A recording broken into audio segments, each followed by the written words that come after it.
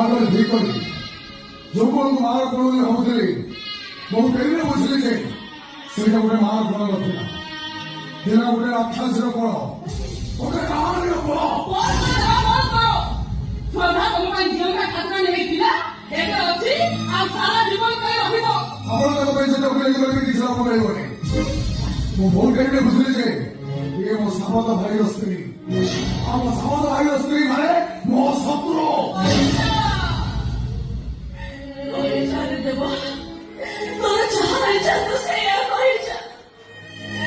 ଆଜି ମୋ ପାଟି ଚୁପ୍ କରିବା ପାଇଁ ମୋ ପାଖରେ କିଛି ବି ରାସ୍ତା ନାହିଁ, କିଛି ବି ରାସ୍ତା ନାହିଁ। କାହିଁକି କଣ ପାଇଁ ସବୁ ପୋଲିସ ସାମ୍ନାରେ ସବୁ କରିଦେଉଛନ୍ତି? ମୋ ଭାଇ ସବୁ